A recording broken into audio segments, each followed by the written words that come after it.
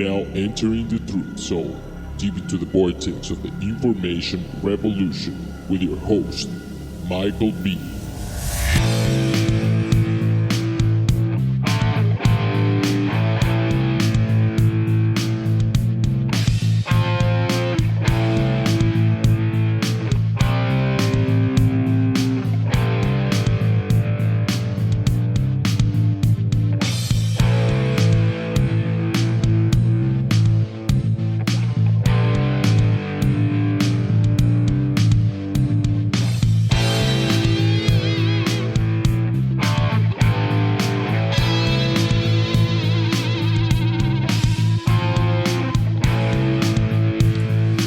I am your host, Michael B. This is the Truth Zone, coming to you live from North Dallas, Texas, here on this beautiful Wednesday morning, the last day of May 2017.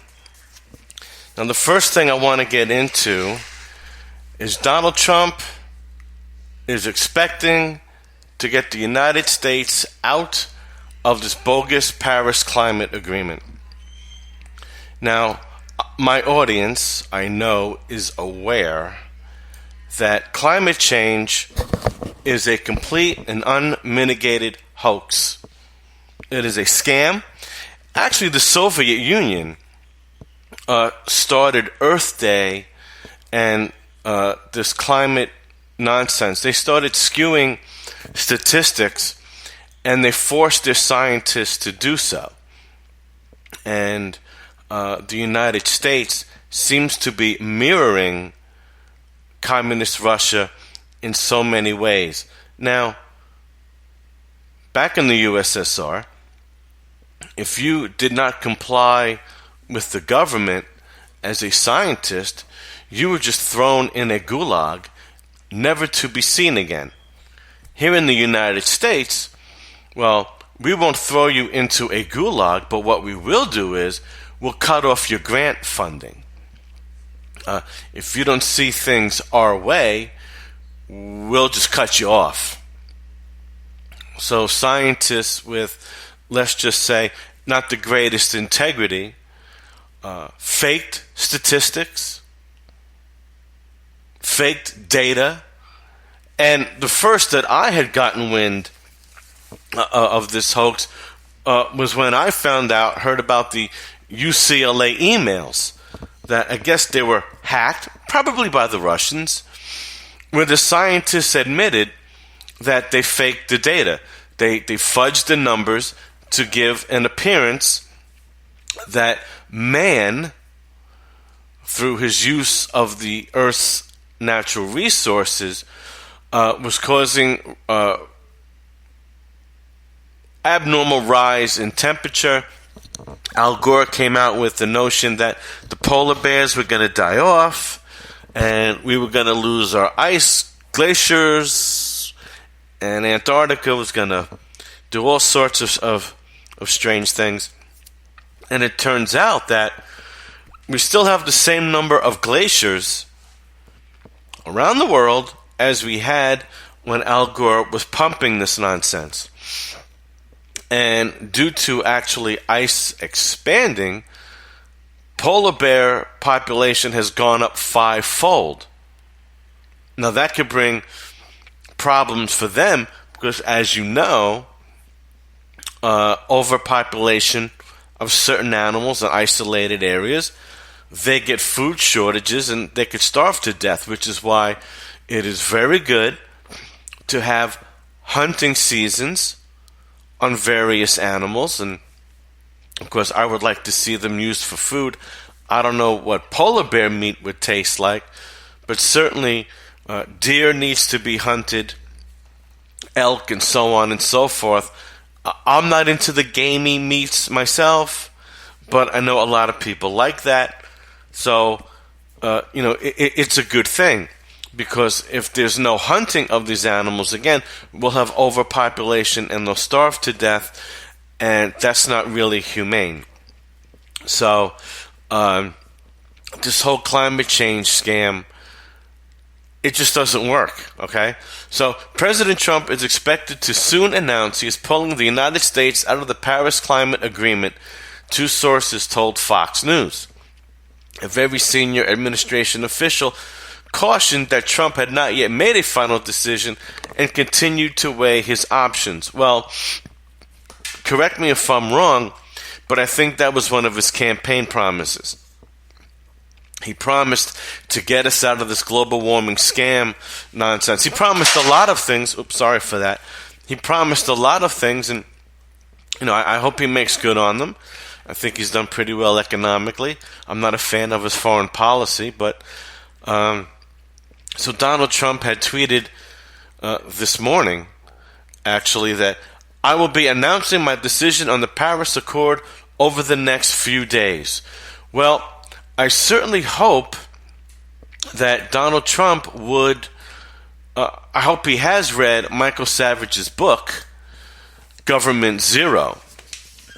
And on page 214, I would like to read to you what Michael Savage thinks about the climate change scam and what the real agenda is. So, let's consider who is leading the charge to have this theory accepted and government policy based upon it. They are exclusively the hard left, the same people who were so wrong about everything in the 20th century. Most people forget that at the beginning of the 20th century, the left actually argued that socialism was a better system than capitalism. They didn't say it was necessary to save the planet from global warming or pollution. They said it was a better system on its own merits. The next 100 years was like a laboratory experiment to test that theory. It wasn't a completely controlled experiment because even the United States was partially poisoned with socialist policies. But Russia, China, and many other countries tried full-out communism. It was a disaster. Even discounting the hundreds of millions who died in wars or purges under communism, it still failed. 8,000 years after the discovery of agriculture, tens of millions just plain starved to death, all directly as a result of the economic system imposed upon them. It was the single most tragic failure of an idea in human history. That's why Putin said nobody wants to see it repeated. Now, the very same people who push this tragic failure of an idea are pushing the climate change narrative. Being familiar with his writing on economics, it is not surprising to see the Pope lining up with them. Cardinal Wuerl confirmed this when he made the familiar Marxist sustainable development argument at an international forum on economics and the environment in May of last year. We're supposed to believe that it's no coincidence that the only possible way for us to save the planet is for us to accept the same failed socio-political system that killed hundreds of millions in the 20th century. Pope Francis may be a lot of things, but he's not stupid. No one rises to the highest office in an organization as large as the Catholic Church without being creative, smart, and educated. That doesn't mean he is intentionally promoting something he knows to be wrong. Again, he was raised in an anti-capitalist culture within which socialist fallacies are constantly reinforced. Even intelligent people can form emotional attachments to ideas that overcome their reason if those attachments are formed early enough. And you see, that's part of the cognitive dissonance, and that's part of the brainwashing that our school system is doing to our children. If you beat this carbon footprint crap often enough and use the right words, use scare tactics like we're killing the earth and everything's going to die, you can scare little children into believing that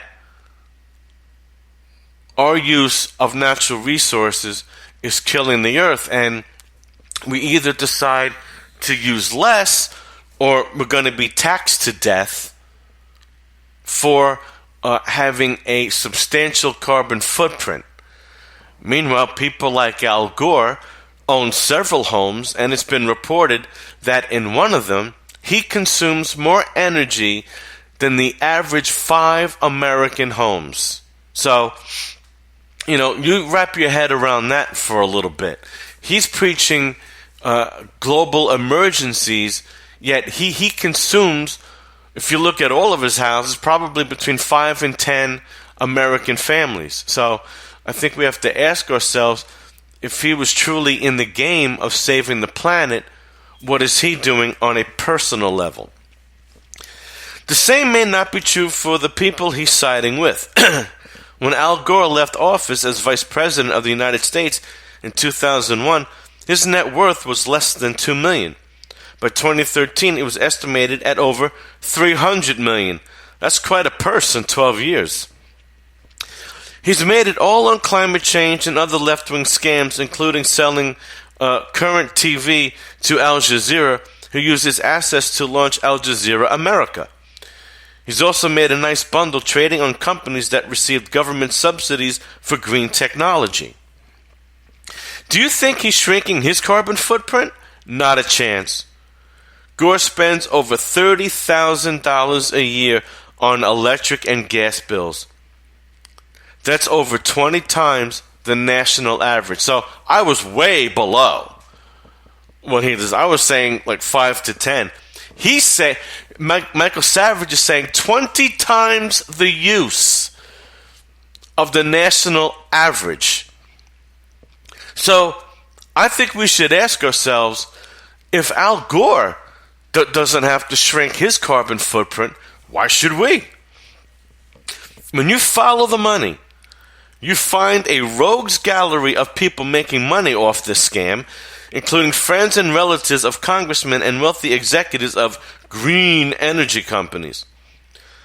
The latter benefit when the company's stock prices soar because of government funding or loan guarantees, only to fall like a stone when it turns out their product doesn't work or is too cost prohibitive. Remember Solyndra?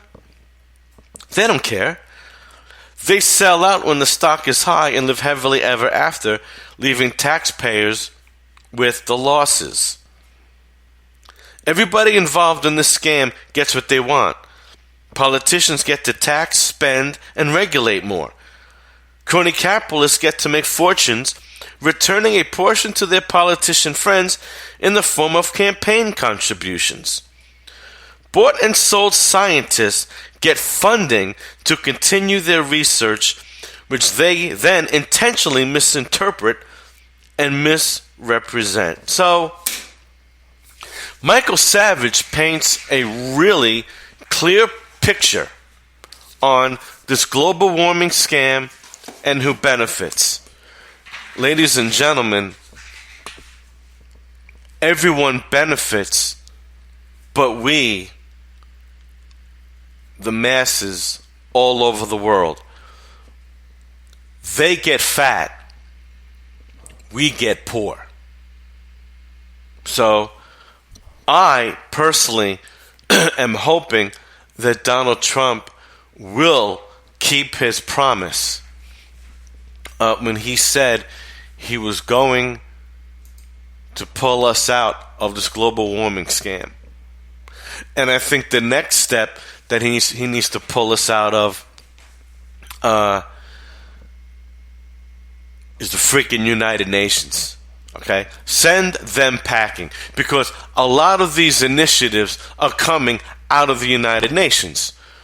The war on drugs, which I talked about a few weeks ago, which now I have retracted and said that I am in full support of recreational use. Just have it regulated and do the best job to keep it out of the hands of our young people. The United Nations is also pushing this sustainable development nonsense, Agenda 21, which now has gone into Agenda 2030, which talks about really using technology to take us over. shrink the population, because let's face it, the human hand, the flesh and blood, are no longer going to be necessary. So, when we become obsolete, we're going to be exterminated. And the only ones that are going to be left, there's going to be two classes. The elites that own everything, and then a global slave class. Okay? That's what's going to be left.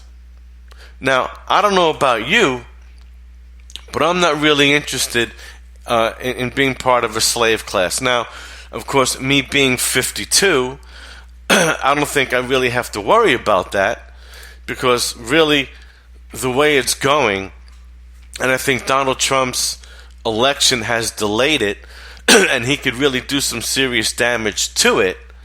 I don't think I'm going to see this global extermination, because I'm just going to be too old. But see, our children are going to see this. And that's the problem, folks. And it's the future generations, as I had said yesterday, that are going to be brought into the slave class. And they're not going to know the difference, because the shackles will not be around their wrists and ankles. And excuse me for that, one of my computers is acting up, so I got to grab my show notes from the computer I'm using as a studio, so sorry for that. So what I'm saying here is, they're not going to know the difference, all right? And, well, we need to educate them. And Donald Trump, this is a real pivotal moment in American history where he needs to separate us from this global initiative. So I want to move into another article featuring Michael Savage. And that is, if Trump talked to Russia, so what? This is May 26, 2017. And Michael Savage has done a lot of big-time predictions as to what Donald Trump was going to be facing. I'm reading his book, the Donald Trump's war with the American establishment is called Trump's War, and he's really laying it out, and he really knows what Trump is facing. So in this storyline, this comes from Infowars.com. Just 3 weeks before the presidential election last fall, in an interview with Donald Trump, talk show host Michael Savage predicted that if Trump won, the Democrats would claim his victory was illegitimate, tying it to Russian interference. Now, personally, folks, I don't know about you, but I don't believe that the Russians made me vote for Donald Trump. I think the Clintons' disgusting and putrid history made me vote for Donald Trump. And I was initially, of course, not interested in any more Bush family. So Jeb, also with the Bush family, also has a disgusting history. The Clintons and the Bushes, their connection goes back to the 80s. So in no way, shape, or form was I interested in either another Clinton or Bush presidency. And there's another Bush on the horizon. I'm going to get into him after this article. So they're setting it up so that if you win, and this is Savage talking live at the time to Donald Trump, the Democrats will claim that the Russians hacked the election and it was an illegitimate election. Savage told Trump on October 17th on the Savage Nation. That's what I see coming.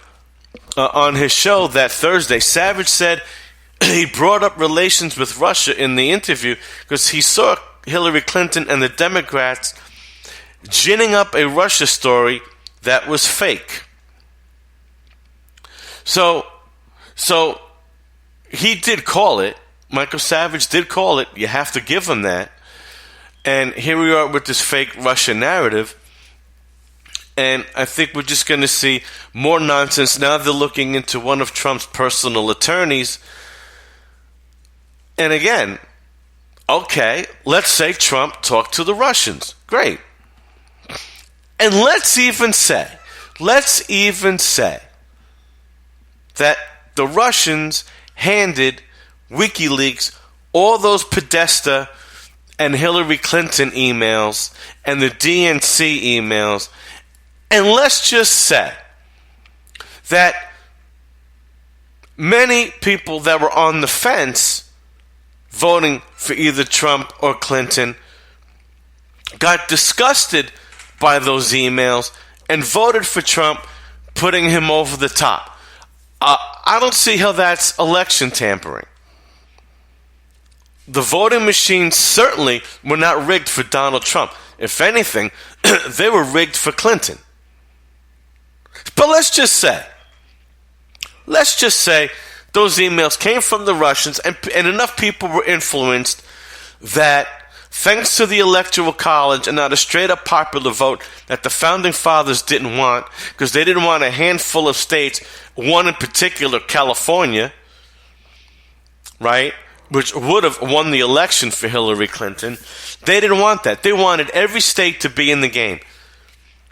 I don't see how it's election tampering, because how come no one is discrediting the emails?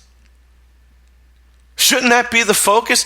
Shouldn't the focus be whether those emails are true or not, of election tampering, of satanic cults, of code words for pedophilia, for bribery, for accepting money from, let's say, not the greatest people? Or how about Project Veritas uncovering Bob Kramer's admission under spy cam that certain groups affiliated with the DNC and George Soros sparked riots at Trump rallies? Shouldn't we be investigating that? Shouldn't we investigate the content of the emails? But no. We want to go on a ridiculous witch hunt. The American people spoke. And I truly believe that enough American people were disgusted with the Clinton, I don't want to call it a dynasty, with the Clinton nefarious history of disgust, allegations and settlements of rape, allegations of connections to pedophilias like Jeffrey Epstein, or pedophiles as it were, connection to drug smuggling in Arkansas under the Bush 41 presidency. I think enough people were disgusted. What they did in Haiti, the entire Clinton Foundation, selling Chinese or military technology to the Chinese, lying about being under sniper fire in Bosnia when receiving a bouquet of flowers from a cute little girl. I think people are just, enough were disgusted with these people. Absolutely disgusted. And I think if anything, you want to investigate anything, you want to investigate if there was tampering and if Russia did anything wrong, investigate the emails. Investigate the data and the content. Do that. Prove to the American people that those emails were false and that all of us were misled, that Bill and Hillary Clinton are loving, loyal Americans that are driven almost to the point of religious ecstasy and a supernatural calling to give everyone in America their fair opportunity, and that they love everybody, and that they've devoted their lives for the improvement of the entire planet. Prove that to us. If you can prove that to us, which I know you can, You just can't do it. It's an impossibility. Then think about, was the election illegitimate? And what steps can you take to right the gross injustices? Now, when I put my show on Facebook and I put it on Twitter, I got several likes. I got several responses. Yes, absolutely I did. And one of them was, why was I focusing on the Clintons when they're irrelevant? And I said, well, the show was about James Comey. It wasn't about the Clintons. Then the person had to write back and say, well, you really focused on the Clintons, though. And I wrote back, well, yes. Because you have to show that Comey's connections were so deep to the Clintons that he was a conflict of interest as FBI director. And that was the end of the conversation. Yeah, because I proved my point. The Clintons are relevant. The crimes they've committed are relevant. The Bush family is relevant too. And it's amazing. Again, my show comes on before InfoWars. And I happen to mention both of Roger Stone's books, The Clintons' War on Women, and Jeb, exclamation point, The Bush Crime Family. I had no idea that Roger Stone was sitting in Alex Jones's chair yesterday and doing the first 3 hours. What does he talk about? He talks about the Jeb Bush crime family book because the caller brought it up.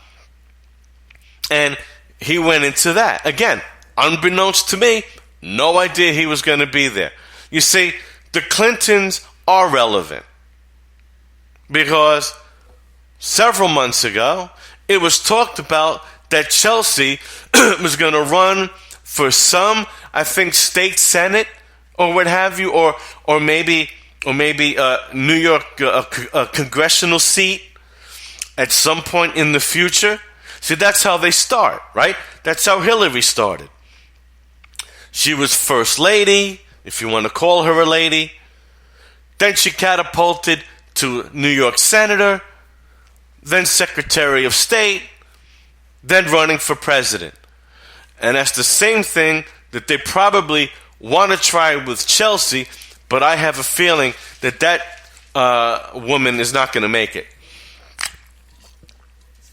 Her book was a complete flop, and I honestly think that it's going to come to the point where even the left is going to be fed up and don't want any more Clintons, as the right is fed up not wanting any more Bushes. So that person that wrote to me that the Clintons are irrelevant, no, they are still relevant. And their crimes against America are extremely relevant. And they're still live and active today, meaning their crimes are. Because this whole Russian crap is all about poor Hillary and how she was wrong. Well, I want to switch gears and I want to revert back to the Bush people. They're not done. There's a man on the horizon and I want to talk about, and that is the son of former GOP presidential candidate Jeb Bush, and that is George P. Bush. P stands for Prescott. And if you don't know about Prescott Bush, well, let's just say Prescott Bush wasn't exactly an American hero. Well, he got us in bed with the Arabs, with the oil. He was a big supporter of Margaret Sanger, who created Planned Parenthood, targeting Black America, by the way. Prescott Bush and Henry Ford were very instrumental in the growth of Nazi Germany. Poured a lot of money into that. Prescott Bush was not a great guy. All right? So this article is coming from the Daily Sheeple. Meet George P. Bush, the next American ruler from the Bush dynasty. Well, we'll see. And this comes from an article that was in 2014. If you thought the Bush family was essentially done attempting to run the country, you're wrong. The fourth generation of the powerful Bush political dynasty that has already seen two presidents named George Bush, not to mention a senator and a governor, is about to make his entrance stage left through a low-profile but still powerful Texas office. Meet George P. Bush, son of former Florida Governor Jeb Bush, nephew of former President George W. Bush, grandson of former President George H.W. Bush, and great-grandson of former Senator Prescott Bush, for whom his middle initial stands. George P. Bush is currently running for Texas Land Commissioner, and I guess he won that. I really did not keep up with that situation. 2014 was my first year in Texas, and I was basically just getting my life together after I left back east. So let's just say he won. I mean, what's the difference? At the time Bush entered the race, there was no Democratic opponent. But even now, it's only the illusion of opposition. Bush has millions at his disposal, while his only opponent in the GOP primary is fighting for the spot with less than $4,000 to his name, a name with much less recognition, of course. So I want to pan down. Obviously, he had no competition for that office, so I imagine he is the land commissioner. The power of the Bush dynasty goes well beyond their political offices alone. Prescott, George H.W., and George W. Bush were all members of Skull and Bones, an elite secret society in Yale. Prescott Bush worked for the Harriman family, fellow Brothers Under the Skin at Union Banking Corporation, a precursor to Brown Brothers Harriman, and played a documented role, as I talked about, in financing the Nazis and Hitler's rise to power leading up to and during World War II. The bank's assets were frozen under the Trading with the Enemy Act, but none of the shareholders, including Prescott, were ever prosecuted. See, the song remains the same, folks. It's been at least 75 years of this nonsense, where our political and corporate elites can basically commit treason, giving comfort and aid to the enemy, and nothing happens to these people. Nothing. Because they own the courts, they own the law. See, that's their golden rule. He who owns the gold makes the rules. So, despite the scandalous history, or rather because of it, Prescott Bush played a role along with Averell Harriman in setting up the Central Intelligence Agency and passing the National Security Act of 1947. Isn't that ironic? Prescott's son, George H.W. Bush, would later become CIA director in the 70s. Webster Tarpley's unauthorized Bush biography details the entire history. I might want to get that book one day. Recently, there's been a lot of talk about Texas flipping from a red to a blue state. Yeah. You know why that's happening? Because like locusts, Californians and New Yorkers are coming into Texas. You know why? You know why they're coming into Texas?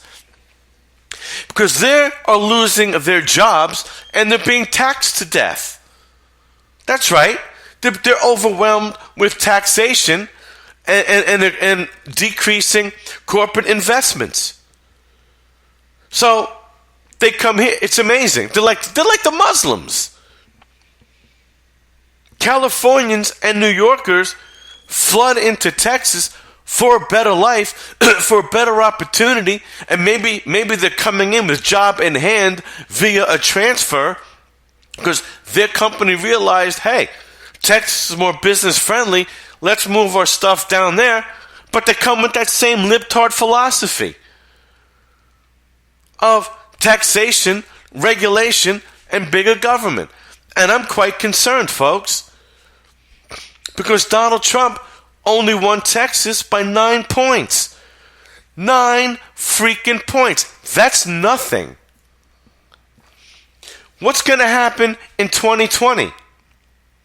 Is he, or if he doesn't decide to run, will the next Republican candidate win Texas by 6 points, 5 points, 4 points? In 2024, will it be by 1 point?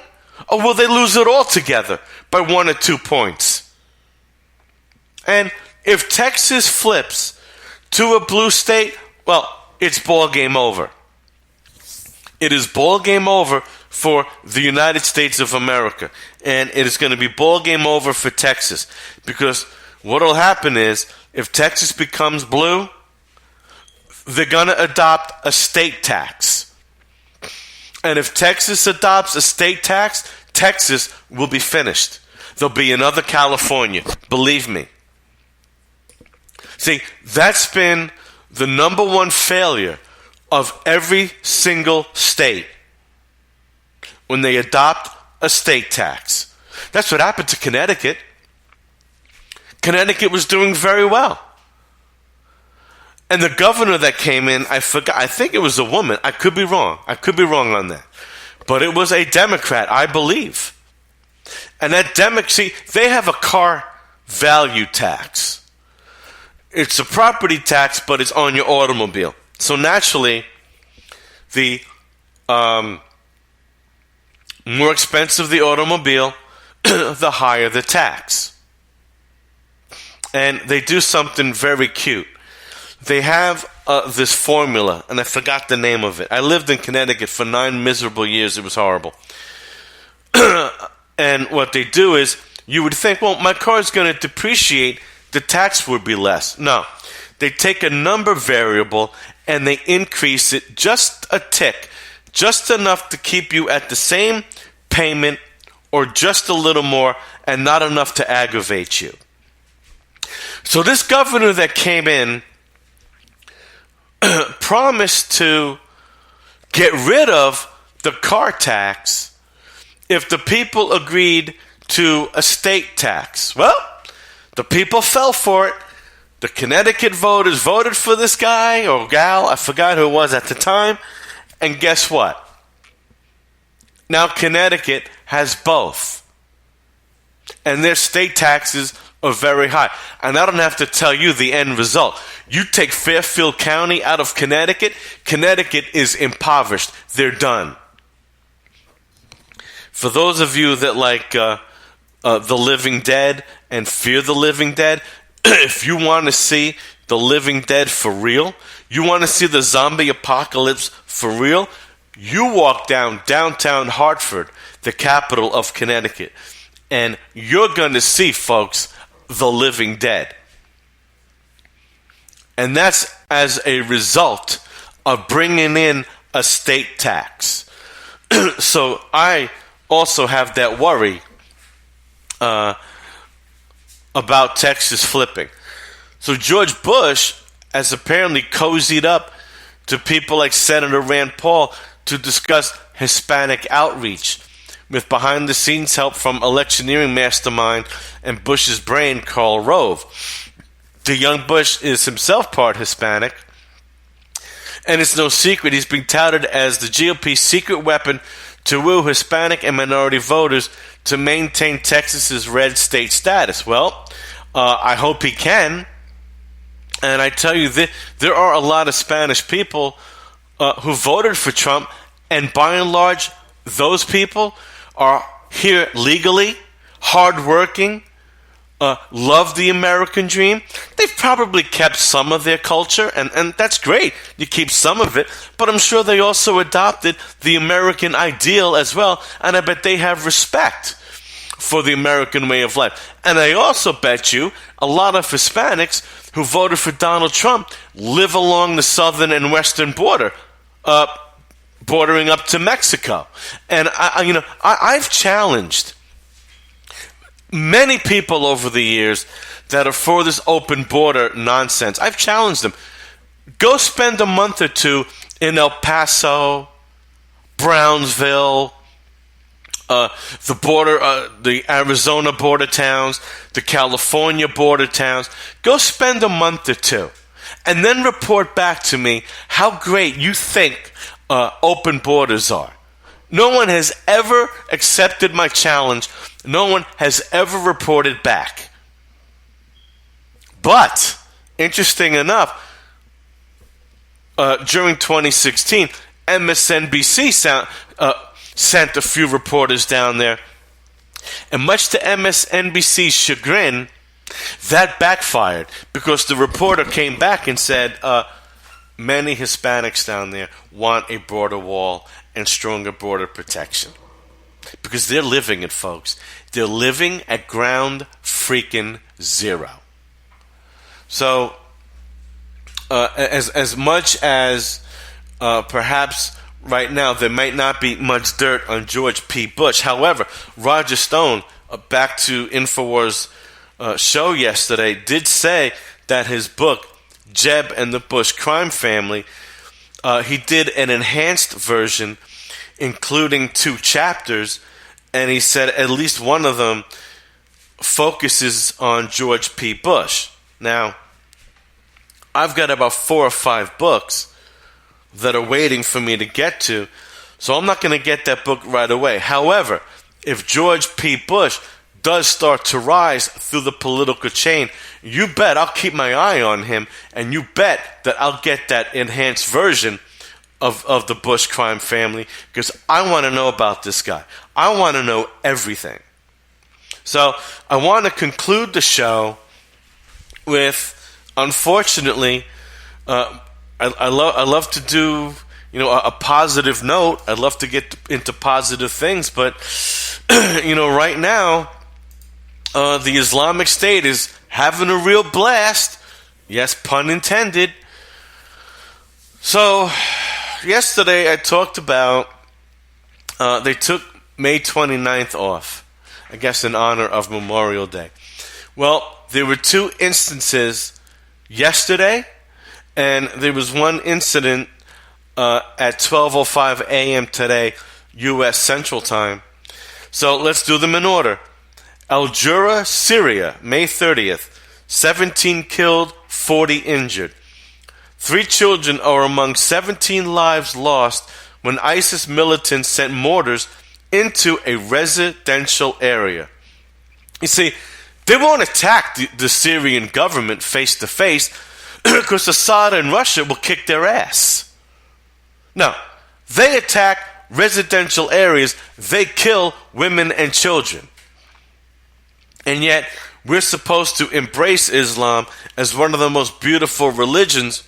Yeah, Donald Trump said that. And it's only just a select few. Well, Paul Joseph Watson did a great video segment on this true refugee situation, and I'm going to want to grab that. I think I will grab that today. I'll see if I can pop that into an MP3 and then play it on the show tomorrow. So, again, yesterday, May 30th, Karada, Iraq, 17 killed, 32 injured. A Sunni suicide bomber targets that was the one. That was the ice cream shop. So, 34 were killed and 72 were injured on May 30th. Oh, matter of fact, this ice cream thing wasn't on the religionofpeace.com board as yet. I had gotten that from another site, so no wonder, gee, that's familiar. Well, yesterday, and it's not on the board yet, but I'm sure it will be at some point tomorrow, in Kabul, Afghanistan, a car bombing, 50 were killed or wounded. And this is coming from Fox News. At least 50 people were killed or wounded.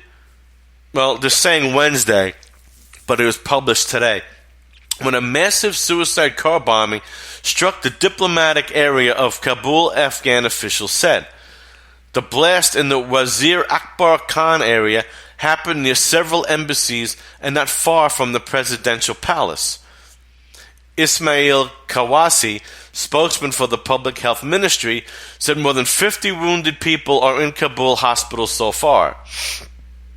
Najib Danish, a deputy spokesman for the Interior Ministry, said the blast was so heavy more than 30 vehicles were either destroyed or damaged. I mean, that's force, folks. Wednesdays, windows were shattered in shops, restaurants, and other buildings up to a mile from the blast site. The Associated Press contributed to this report. So, ladies and gentlemen, again, we're seeing massive daily attacks on women and children. And we're supposed to embrace this religion of peace. I can't even talk. This religion of peace nonsense. It's just so disgusting. It's so disgusting.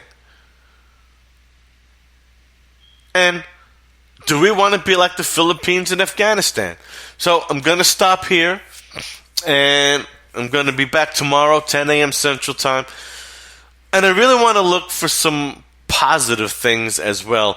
I know it's getting kind of morbid, but we've got to educate. We've got to educate the people. And sometimes, like former Congressman Ron Paul said, sometimes you have to be very negative to get the knowledge out and for people to understand what's going on. And when you awaken enough people to this situation, and when you get enough people to demand the cessation of these atrocities, then you can go into the solutions of how we can put an end to all this. So, that being said, my name is Michael B. This is the Truth Zone, deep within the vortex of the information revolution.